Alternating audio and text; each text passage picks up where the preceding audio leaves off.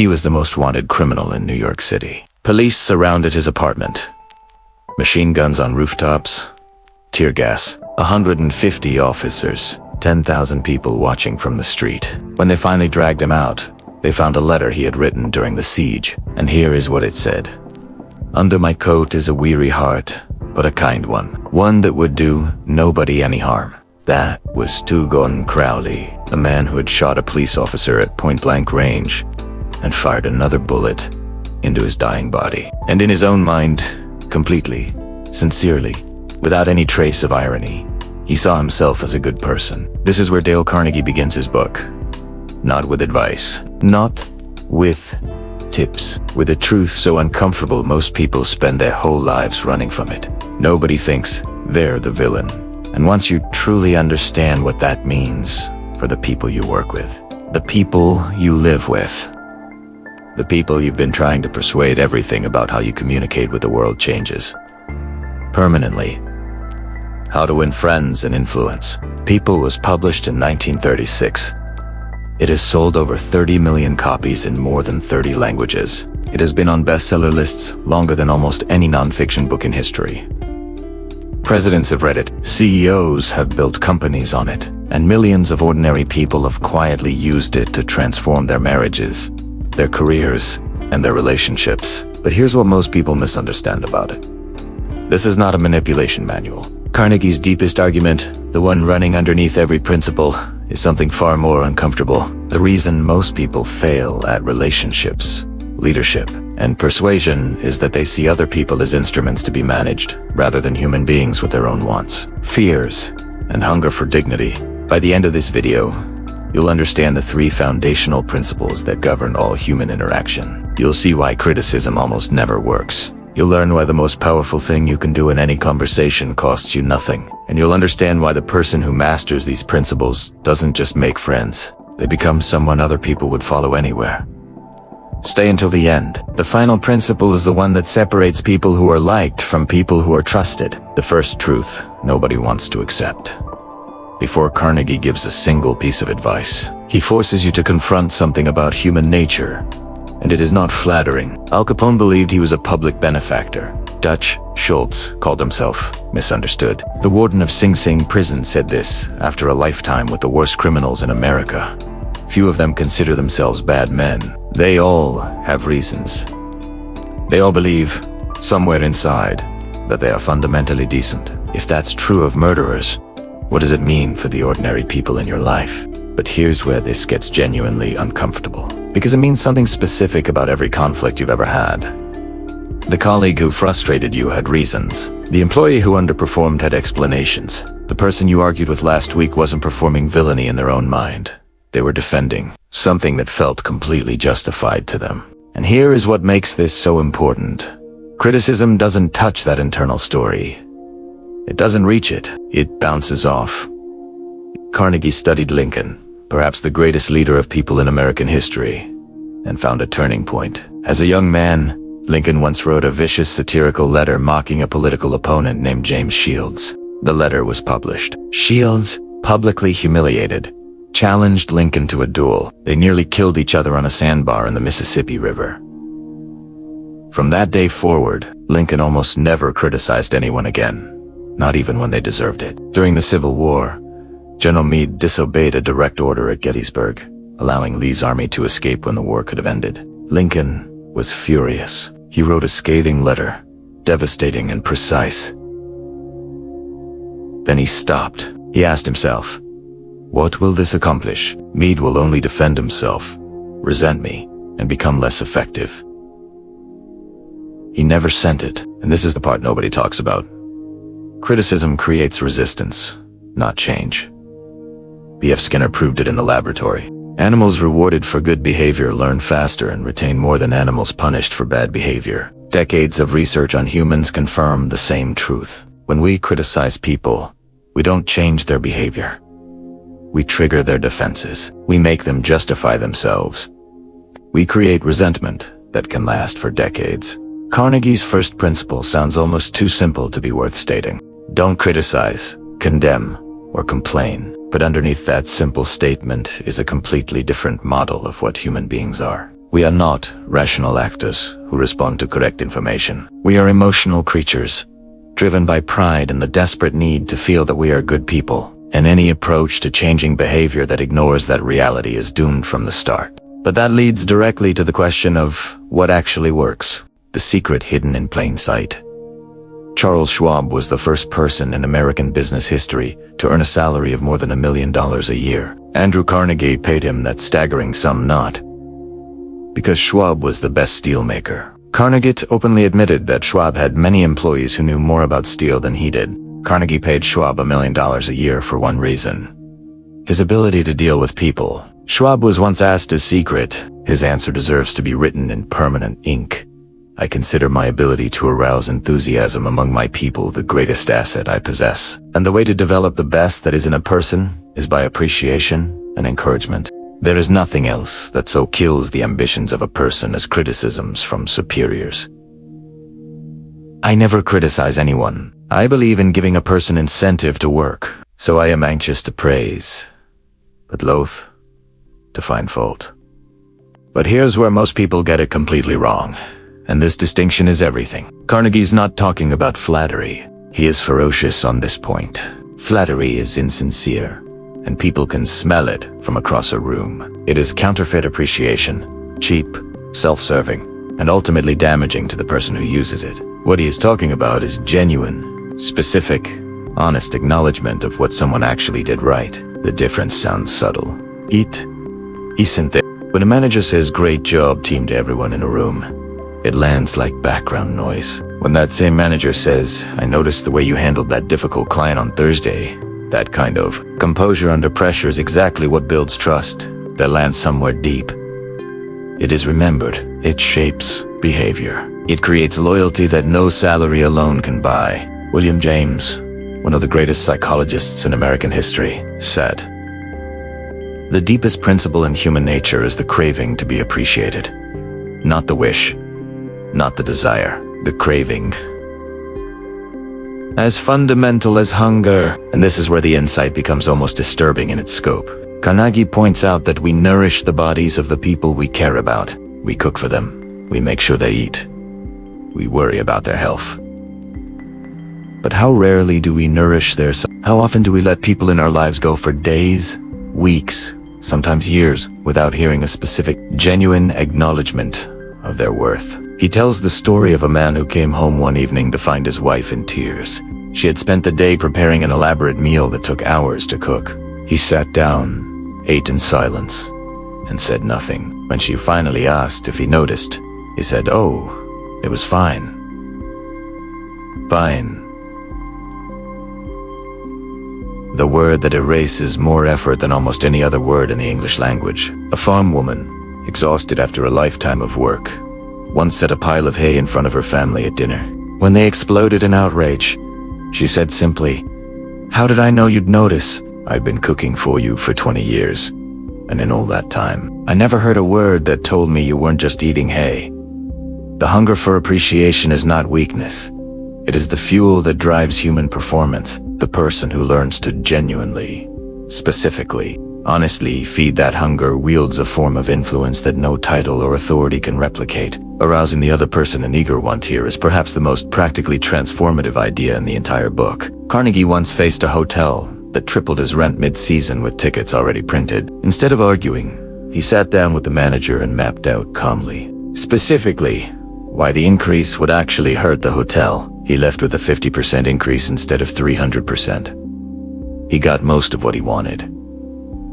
Not by fighting, by helping the other person see their own interests clearly. But here's where this principle reaches beyond business, into every relationship you have. Carnegie tells the story of a father who couldn't get his young son to eat. Scolding failed. Pleading failed. Reasoning failed. Then the father stopped asking what he wanted and started asking what his son wanted. The boy had been bullied by a larger child on their block, and he desperately wanted to be strong enough to fight back. The father promised him, "If you eat the right things, you'll grow strong enough to handle that bully." The feeding problem disappeared overnight. The calf won't go into the barn because you're pushing it. The child won't eat because you're telling it to. The employee won't change because you're criticizing them, but show someone how to get what they genuinely want. and they will do almost anything. Lloyd George Britain's Prime Minister during World War I, was once asked how he stayed in power while every other wartime leader was forgotten. He said, "I learned that it was necessary to bait the hook to suit the fish. We don't fish for other people with what we want. We fish with what they want." This sounds obvious, yet look at the last difficult conversation you had. Were you talking about what you wanted, or what they wanted? Carnegie's third principle: don't tell people what you need. Show them how getting what you need gives them what they need. It's not manipulation. It's the recognition that the path to genuine cooperation runs through their desires, not yours. The man whose name sounds like music. There is a piece of research so counterintuitive it has to be stated clearly, or it won't land. The single most effective thing you can do to make another person like you is to become genuinely interested in them. Not to be interesting. Not to be impressive. Not to be funny or clever or charming. To be interested. Carnegie makes this point with a story about a dog. A dog has never read a book on psychology. A dog has never attended a seminar on human relations. But a dog will make more friends in a single afternoon than most humans make in a year. Because a dog is completely, unselfishly, joyfully interested in you. Not in performing interest, in actually having it. Alfred Adler, one of the founding figures of modern psychology, wrote, "The individual who is not interested in his fellow man has the greatest difficulties in life and provides the greatest injury to others. It is from among such individuals that all human failures spring." And here's what nobody wants to admit about their own conversations. The telephone company once studied which word appears most frequently in conversation. It wasn't love. It wasn't money. It was I. Used more than any other word in the language, by almost everyone, in almost every situation. We are all walking around absorbed in our own inner experience, and we are all starving for someone to see past it and actually notice us. The person who learns to offer genuine attention, not performed attention, not strategic attention, but real curiosity about another person's life and thoughts, becomes magnetic in a way that cannot be faked and cannot be competed with. Carnegie tells the story of Theodore Roosevelt, who was universally loved by everyone in his household. When a former employee returned years later, Roosevelt remembered not just their name, but their specific interests and family. Every person who interacted with him felt seen in a way that was rare. It wasn't performance, it was practice. But here's the principle that multiplies all the others, and it's the simplest one in the book. A person's name, Carnegie writes, is to that person the sweetest and most important sound in any language. Not because of vanity, because a name is the most compressed symbol of identity that exists. When someone uses your name naturally, something in you responds that cannot be explained by logic. You feel noticed. You feel that you matter. Carnegie gives the story of a business owner who transformed a struggling janitor's performance, not through discipline, but by praising him specifically in front of colleagues and learning his name. What had failed through correction succeeded instantly through recognition. The secret of every conversation that actually changes something. Carnegie's most powerful chapter on influence begins with this: if you want to win an argument, never have one. He is not talking about avoiding conflict. He is making a precise psychological observation. You cannot win an argument with another person. You can make them concede in the moment, but you cannot argue someone into genuinely changing their mind. Resentment makes sure of it. The louder and more correct you are, the more firmly the other person locks themselves behind their position. But here's where this principle reveals something uncomfortable about what we're actually doing when we argue. Most arguments are not really about who is correct. They are about who feels seen. The person defending a wrong position is defending something deeper. Their judgment, their experience, their sense of being taken seriously. Address the surface and you lose. Address what's underneath, and the surface often resolves itself. Carnegie describes letting the other person feel that an idea is theirs. When you hand someone your idea directly, their ego becomes involved in accepting or rejecting it. But when you present the pieces and let them assemble the conclusion, they own it. They champion it. They defend it with the energy they would have used to resist you. Before you try to change anyone, try to understand them. Lincoln did this before every difficult decision, asking himself, what would this person's experience have to been for this to make sense to them? That question dissolves more conflict than any argument ever has. What this book is really about. Strip away the stories, the principles, the specific techniques, and what remains at the center of this book is a single, difficult idea. Most people go through life treating human interaction as a problem of information transfer. If I can just explain my position clearly enough, the other person will understand and agree. If I can just make my argument airtight enough, I will win. If I can just tell someone exactly what they did wrong, they will change. Carnegie spent decades watching this fail, and then watching something else work. And this is where the book stops being about communication skills and starts being about who you are. The people who become genuinely influential are not the people with the best arguments. They are the people who have learned to subordinate their own ego long enough to see the other person clearly. Our egos are loud. The impulse to correct, defend, impress, and win runs deep. Every principle in this book is essentially the same instruction from a different angle. Put the other person's dignity first. Not because it's nice, because human beings do not respond to being managed. They respond to being seen. Carnegie's deeper point. This is not a set of techniques you apply to people. It is a way of being with people. The difference between performing these principles and actually living them is the difference between being tolerated and being loved. Why this changes everything right now. Think about the person in your life you find most difficult, the colleague who resists every idea, the family member who argues about everything, the employee whose behavior hasn't changed no matter how clearly you've addressed it. Now ask yourself, what do they want? Not what you want from them. What do they want?